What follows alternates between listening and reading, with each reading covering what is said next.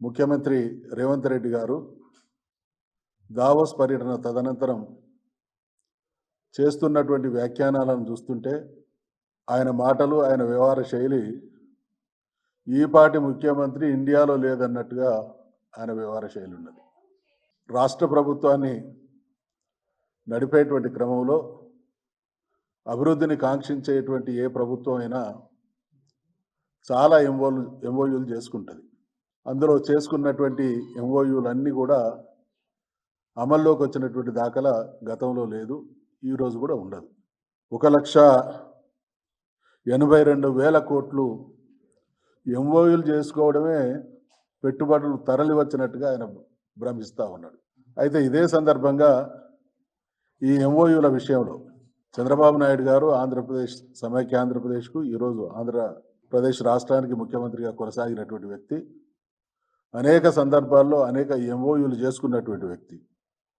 ఎంఓయూల విషయంలో చంద్రబాబు నాయుడు గారి కామెంట్ ఏంటంటే, దావోస్లో జరిగేది ఓన్లీ నెట్వర్కింగ్ మాత్రమే, అంతకుమించి అక్కడ ఏమీ ఉండదు అని ఆయన అంటున్నాడు.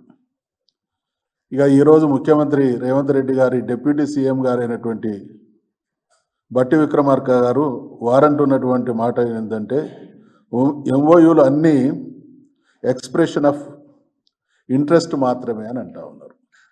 ఒకవైపు అభిప్రాయాలు, వాస్తవాలు ఆ రకంగా ఉంటే ఈ దేశంలో ఏ రాష్ట్ర ముఖ్యమంత్రి ఎన్నడూ దేని విధంగా ఇంత పెద్ద ఎత్తున ఎంఓయూలు చేసుకున్నాం, ఈ పెట్టుబడులు వచ్చినటువంటి భ్రమింపజేసేటువంటి మాటలు ముఖ్యమంత్రి మాట్లాడుతూ ఉన్నాడు.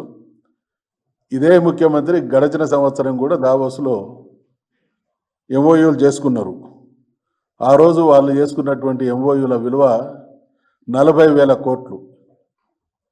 దాంట్లో ఇప్పుడు మాకున్నటువంటి సమాచారం ప్రకారం 10-12,000 కోట్లు మాత్రమే మెటీరియలైజ్ అయినాయి. ఇదొక భాగం అయితే, ఇందులో ఇంకొక గొప్ప కోణం ఏంటంటే, మొన్న అక్కడ ఎంఓయూలు చేసుకున్నటువంటి వాళ్ళల్లో మనకు సంబంధించినటువంటి వాళ్ళు రామ్కీ కావచ్చు, మెగా కావచ్చు ఇటువంటి సంస్థలన్నీ కూడా ఇక్కడికి సంబంధించినవి. వీళ్ళు కూడా పెద్ద ఎత్తున అక్కడ ఎంఓయూలు చేసుకున్నారు. అంటే ఫిగర్ ఎక్స్పోజ్ చేయడానికి మాత్రమే తప్ప, ఇది రేవంత్ రెడ్డి గారు నేను గొప్పగా కార్యక్రమాలు చేస్తున్నా అనేటువంటి దాన్ని నమ్మించడం కోసం ఈ రకంగా చేస్తూ ఉన్నాడు. అసలు జరుగుతున్నది ఏంది? ఆంధ్ర రాష్ట్రంలో వారు ముఖ్యమంత్రి అయి తెలంగాణలో కాంగ్రెస్ ప్రభుత్వం ఏర్పడి 13 మాసాలు గడిచిపోయినాయి. వాళ్ళు గతంలో ఇచ్చినటువంటి హామీలు, కాంగ్రెస్ పార్టీ అంటే నిన్న మొన్న వచ్చినటువంటి రాజకీయ పార్టీ కాదు, ప్రభుత్వాలు కూడా ఆ పార్టీకి కొత్త కాదు. దేశానికి స్వాతంత్రం వచ్చినటువంటి అనంతరం ఈ దేశాన్ని అత్యధిక రాష్ట్రాలు అత్యధిక కాలం పాలించింది కాంగ్రెస్ పార్టీ. ఈ దేశాన్ని పాలించింది కూడా కాంగ్రెస్ పార్టీ. అటువంటి పార్టీ అధికారంలోకి రావడం కోసం తెలంగాణ రాష్ట్రాన్ని అనేక రకాలుగా, రాష్ట్రం ఏర్పడక ముందు తెలంగాణ ప్రాంతాన్ని సర్వనాశనం చేయడంలో ఘనమైనటువంటి పాత్ర పోషించినటువంటి పార్టీ కాంగ్రెస్ పార్టీ. తెలంగాణ సర్వనాశనం చేస్తే, తెలంగాణ అనలేని పరిస్థితులు తీసుకొస్తే, తెలంగాణ రాష్ట్ర ఏర్పాటు కోసం ఒక పార్టీని స్థాపించి 14 సంవత్సరాలు పోరాటం చేసి తెలంగాణ రాష్ట్రాన్ని సాధించి 10 సంవత్సరాలు యావత్ దేశం ఔరా అనేటువంటి పాలన అందించినటువంటి కేసీఆర్ గారి నుండి అధికారాన్ని చేజిక్కించుకోవడం కోసం వాళ్ళు ఇచ్చినటువంటి హామీలు అన్నీ ఇన్ని కాదు.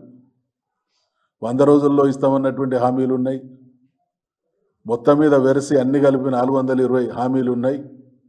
ఇవన్నీ ఈ సంవత్సర కాలంలో ముఖ్యమంత్రి పదవి ప్రమాణ స్వీకారం చేసిన మరుక్షణమే అమలు చేస్తామన్న హామీలు ఉన్నాయి. 100 రోజులలో అమలు చేస్తామన్నటువంటి హామీలు ఉన్నాయి. 5 సంవత్సరాల కాలంలో అమలు చేస్తామన్నటువంటి హామీలు ఉన్నాయి.